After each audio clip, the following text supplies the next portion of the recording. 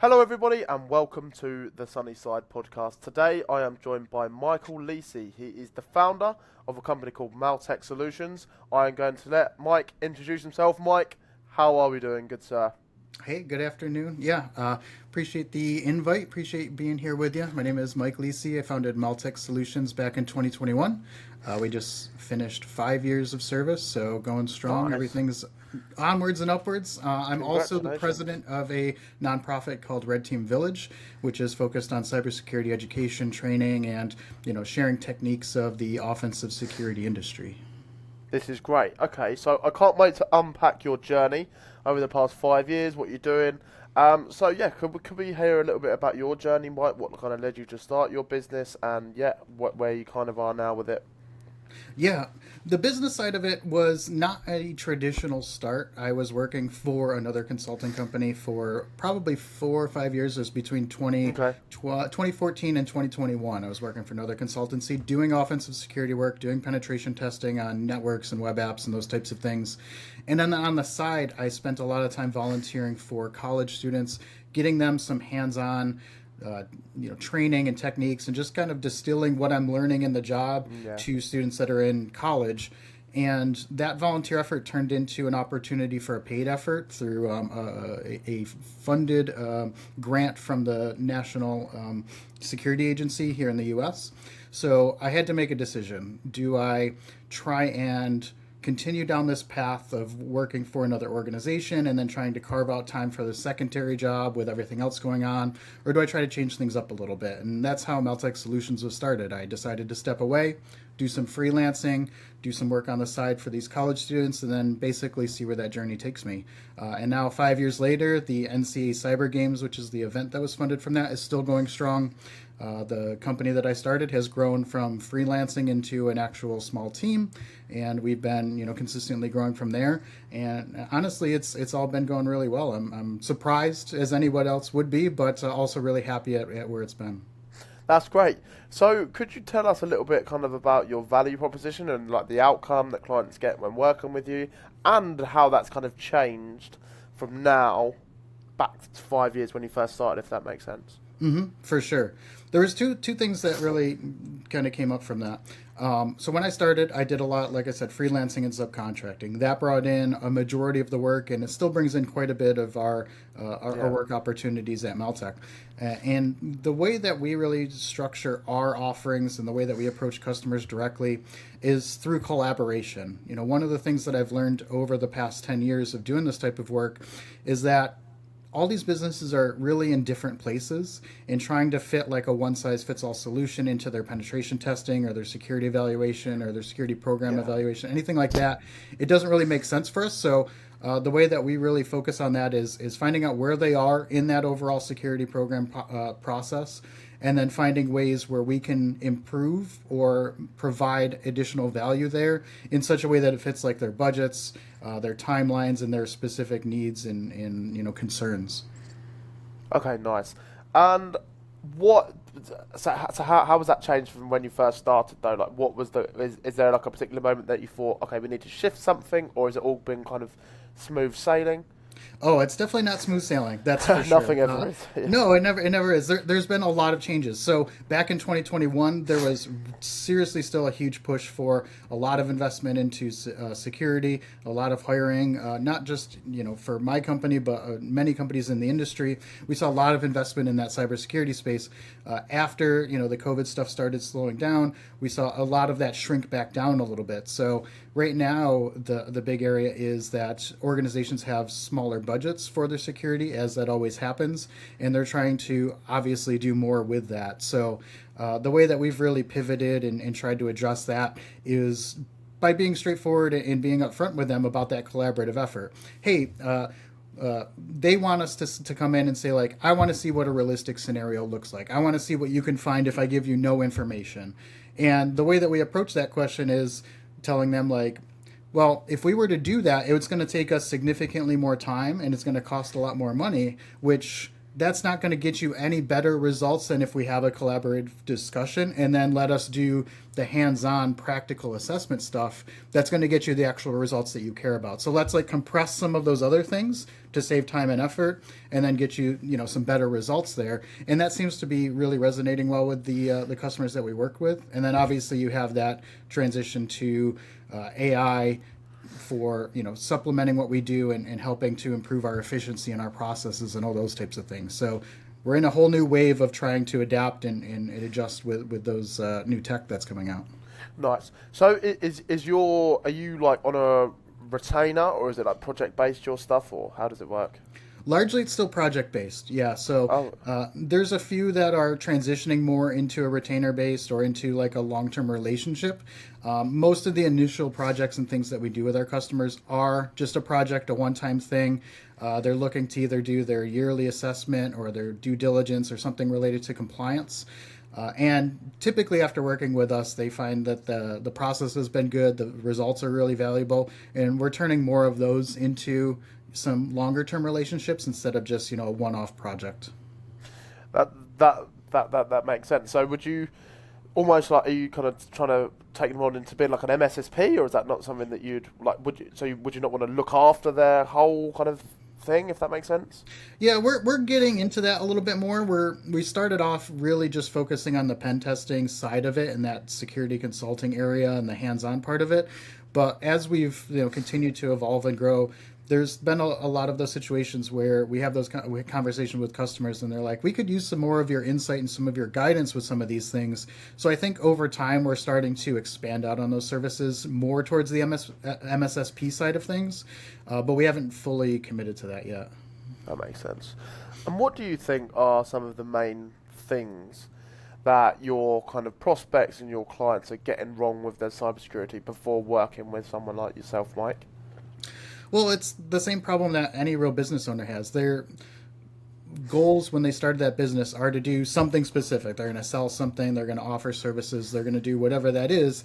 And a large part of their focus is on how do I make that happen and then how do I make money doing that.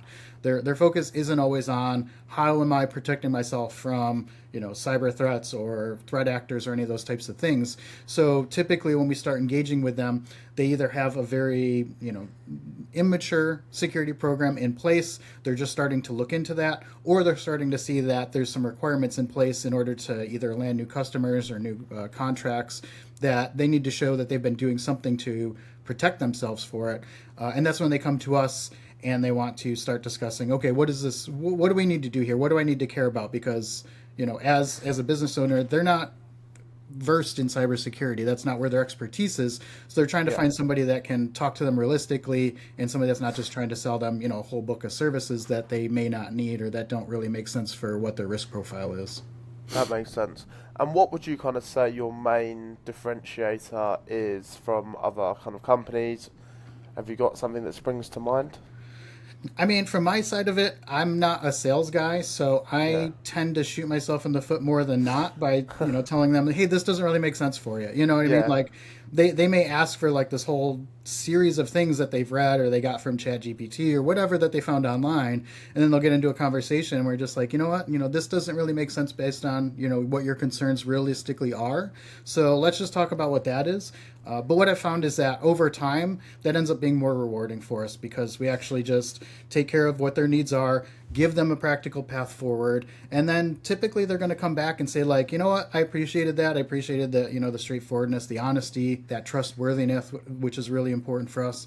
And then we get that opportunity to continue work with them on a longer term basis versus trying to, maximize on a single 100%. project.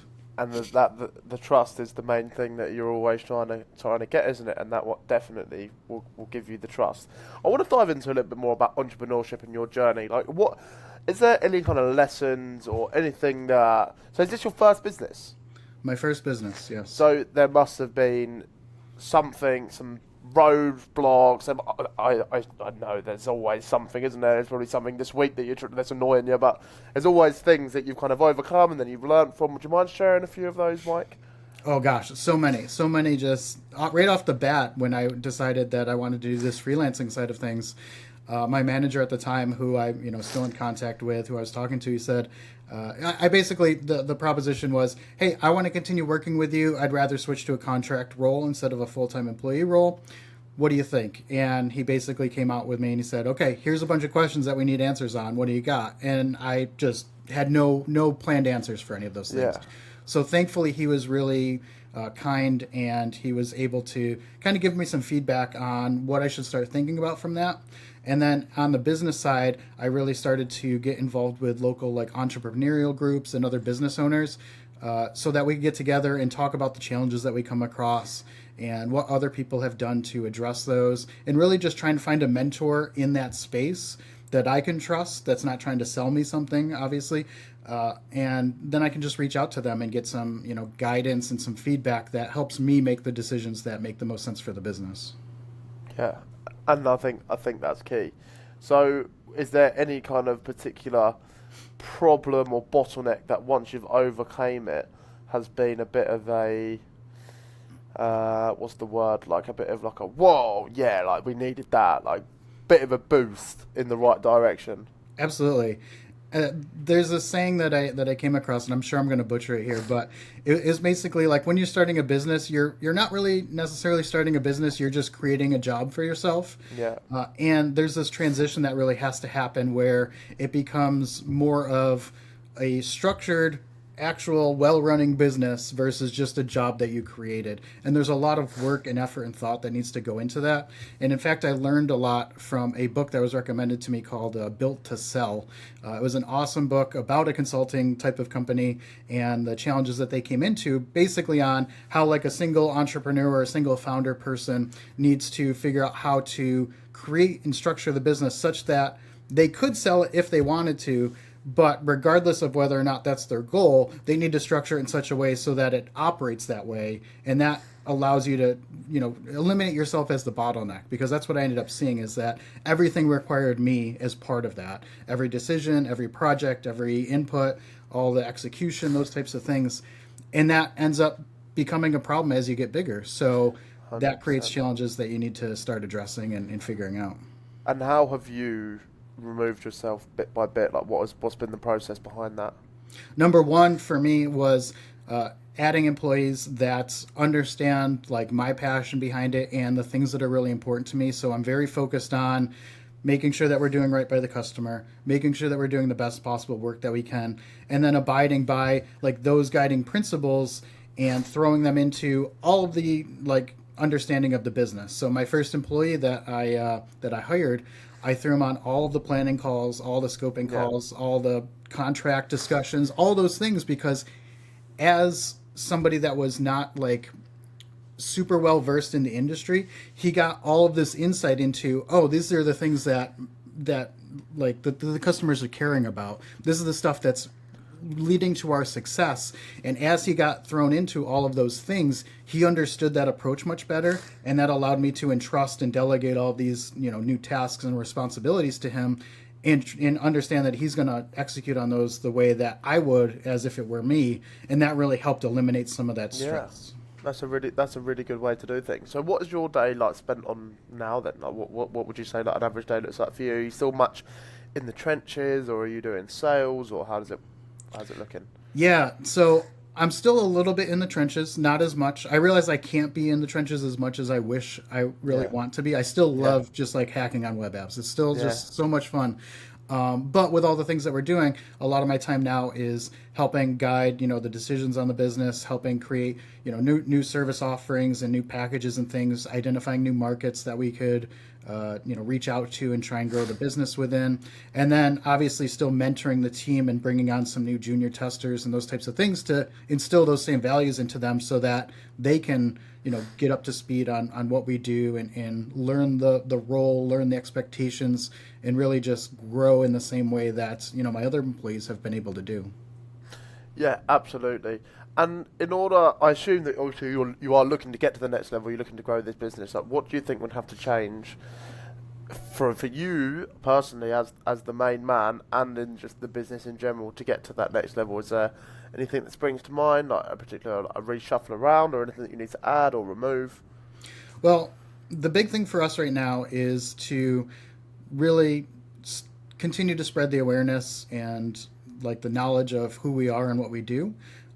We have a lot of partnerships in place that are still like these strategic partnerships. We do a lot of white labeling type of work, which is great. It keeps the lights on, but doesn't give us the flexibility in the room that we need to continue to grow.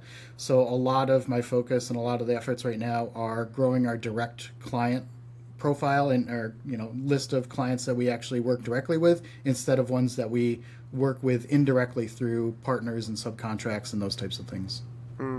That makes sense. And how have you been trying to do that, if you don't mind me asking? Like, is there any kind of things that you're trying to do or push that have worked or haven't worked that you'd be happy to talk about? Yeah, well, it goes back to like the same passions that I have in like what led me to start this business, right? I care about educating people and empowering them with the information. So part of what our focus is just spreading awareness and information on what it is that we do and how especially small businesses can do some of this themselves if they want to. I want to empower them to have the ability to do that and feel like they're making those correct decisions. And then once it gets to a point where they're like, you know what, I'd rather have somebody take care of this for me, hopefully they call us up. But at least in the meantime, they're not just left stranded and they're not just left just abandoned by folks that are like, hey, either hire us or good luck on your own. Like, I'd rather still just have somebody take away some knowledge and understanding from that. And if that helps them out, then I feel like I've contributed in some way. And if it leads to business, great. Like I said, I'm not the sales guy, but at least somebody took something out of that. So that's my approach. I've seen a lot of organic, the types of content out there where you're just offering something out without expectations there and hope to just spread the awareness and stuff and hope that it indirectly leads to some more organic growth and those types of people that we want reaching out to us to help them out. No, that makes complete sense, and I appreciate you sharing that. I would like to get your perspective on the industry and AI and where you kind of think it's heading. Obviously, AI is a big disruptor, especially in your industry, in every industry to be fair, but obviously especially in what you do. How have you been using AI, maybe internally or on behalf of your clients and your fulfillment that you'd be happy to talk about? For sure. So AI is changing a lot. You see so many security startups and things like that offering like the AI penetration testing, AI hacking, those types of things. And there's a lot of variation in the results from those. What I can say, though, is we're partnering with a few different tools and a few different startups and techs.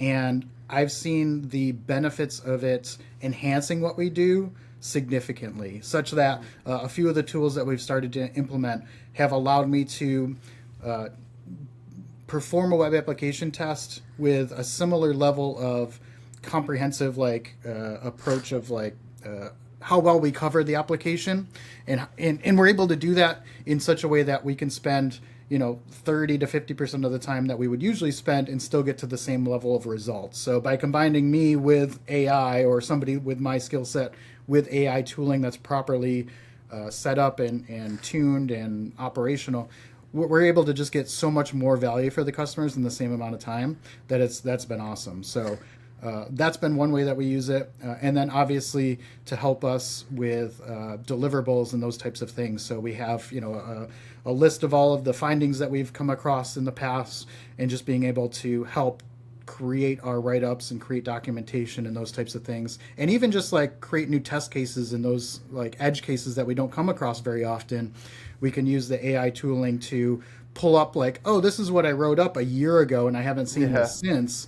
Now I can refresh myself on, oh, what's this approach or what's this vulnerability, and then be able to, get that sussed out much quicker than I would have to do in the past when I have to dig through all those reports or do something else.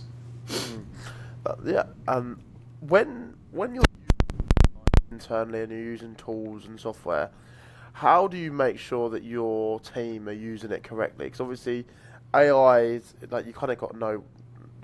You don't have to know what you're doing, but it helps, because obviously if you put rubbish in, you get rubbish out. How have you kind of made that, and have you used any systems, put any AI systems in the business yet?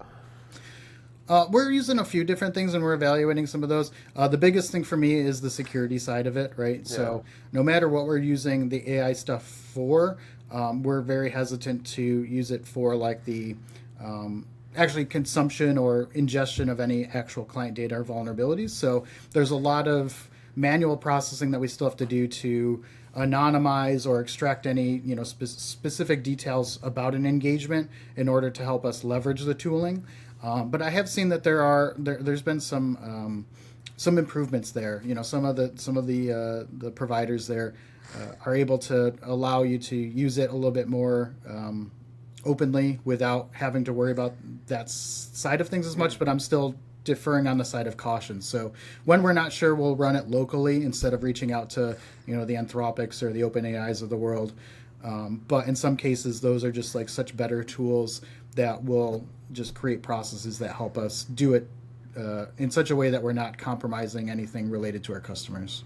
Do you think you can use AI for stuff like pen testing and stuff yet? Obviously, you do a lot of that for your clients. Do you think you can do that to the same level that a human does it? Or do you actually think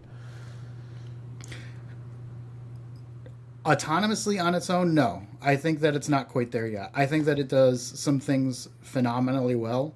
I think that the combination, that hybrid approach of somebody that's experienced with the proper tooling can do the job. Like I said, I feel like I can do it to my standards in about half the time now than what I would have had to do 2 years ago. So it's getting there.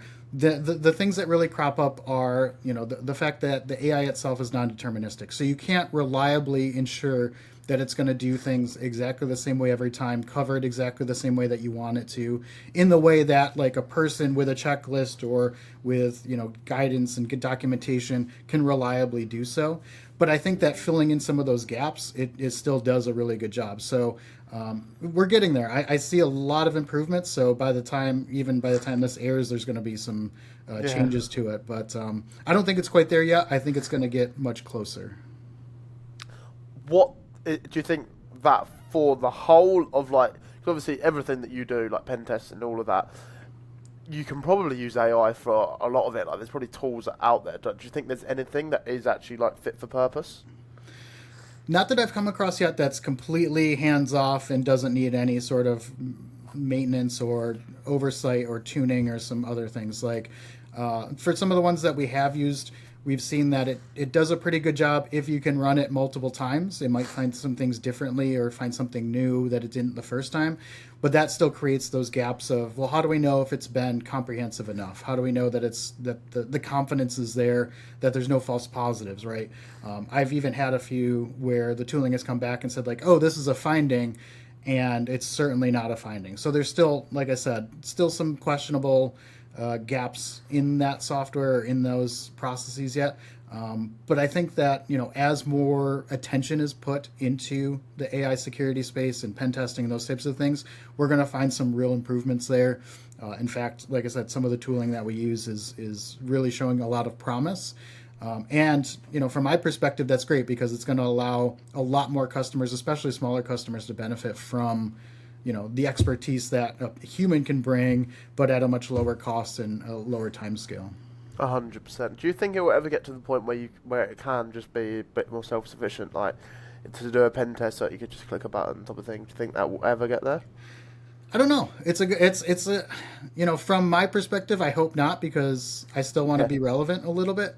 I don't know. I think that it's constantly been a source of surprise to me at how advanced it's getting and how much further that it's able to do things. Some of the new skills with Claude and others just blow me away. So I'm not. I'm optimistic enough that we're going to see some more improvements, but I think to be fully out there, it might be a little bit longer. But I'm not an AI expert, so I'm probably way off base as to how these improvements are coming. No, that's fair enough. And I would like to get your perspective on obviously AI and how the bad guys, if you want to call them that, like the hackers, how do you think they are using AI to kind of help them with what they're doing? Do you think they are using AI? 100%. The same way that we're using it. They're able to do so much more. There's been several news stories now where we see more of a hybrid approach where they will create some automated types of attacks and those types of things to target customers or target companies or target industries, organizations, whatever the case might be, and do a lot of the grunt work, and then bring that back to one of those threat actors to be like, hey, here's all the stuff that we found. What can we do next? So by leveraging some of that, you're able to turn one threat actor into the same amount of resources that a whole team would be able to do. And there's been cases where there's some limited human interaction for especially things like social engineering, those types of attacks, phishing, business email compromise, audio, the audio AI processing and stuff that's happening now. Just so many new attack vectors that people have to be aware of, but the threat actors are 100% using them. Interesting. Well, just before we wrap up, Mike, I want to kind of hear a little bit more about your not-for-profit, if that's okay. If you wouldn't mind sharing what the vision is there and what you're doing. Yeah. So it's called, as I said before, Red Team Village. It's a nonprofit here in the U.S. It was started back in 2019 by some friends of mine who have since stepped away. They've put in several years of tons of effort to put into the organization here. And largely what it ended up starting off as is just a village within the DEF CON conference itself. So if you've ever been to an offensive security conference, you have a lot of talks and panels and those types of things. Some of the larger conferences now incorporate this idea of a village, which is more of like a focused space. So we have Red Team Village, which is all about offensive operations. You have Blue Team Village. You have things like Satellite Hacking Village or Biohacking Village, all very specialized areas. And the whole goal behind that is just that we have people that are really interested in that space that want to share that knowledge or to learn about those specific things, and they have a place that they know where they can go and talk to folks that are equally as enthused about it, who are informed or experienced within that, and you can find your people, right? I've always been advocating of folks that are interested in hey, I want to learn about hacking medical devices. Okay, go talk to Nina at the Biohacking Village because she'll give you so many resources versus trying to find one person giving a talk at a conference. That's much more difficult. But if you're hey, I can go to this village, we can do that. So Red Team Village is all about red team operations, penetration testing, all those types of offensive related techniques and skills and knowledge and all that type of stuff. And we try to just provide that as openly and as accessibly as we can. We run online conferences. We do some monthly webcasts where we just have somebody come on and do a workshop. But we try to make it as hands-on as possible so that people can leave there with skills and knowledge that they didn't have before. That's great. That sounds really good. And is that something that you're actually looking to grow into something fairly substantial, or is it just there for for people in your position that you think would find it beneficial? Or we're actually growing quite a bit. So from when it started till now, we've amassed a pretty good following on Discord and on YouTube with our different profiles and things. We used to just go to DEF CON, but now we're attending more conferences throughout the U.S. A few years ago, we went back down to Brazil. We got to do a conference down in Brazil and talk with a bunch of the offensive security folks down there, which was a lot of fun. So it is something that is growing, but since everybody in the organization is a volunteer, nobody gets paid. We're trying to make it so that nobody's really getting burnt out by what we're doing. So we're just kind of slowly expanding what we're offering and what we're making available and what we're able to attend. That makes sense. Well, listen, Mike, before we wrap up, if the audience do want to get in touch with you and learn a little bit more about Maltek Solutions or Red Team Village, where can they get in touch, good sir? Sure. If you're interested in what we're doing at Maltek, you can reach me, Mike at Maltek Solutions. That's my email. You can visit us, malteksolutions.com, or on LinkedIn. We have a company profile. For the Red Team Village side, we have a website, redteamvillage.io. We're currently accepting calls for anybody that wants to volunteer or present a workshop, sponsorship, any of those things for the upcoming DEF CON conference. So redteamvillage.io. All the socials, we have a Red Team Village profile there. And on X, and I think it's at Mike's Hacks Things. Mike Hacks Things on X. Mike Lisi on LinkedIn. And I think that's probably enough. Enough ways to go. That's enough for people to go off. I can put your links in the description, Mike. Don't worry about that. But no, sure. I really appreciate you coming on. What a conversation it's been. Thank you very much. Hey, I appreciate you spending the time with me and having me come join you.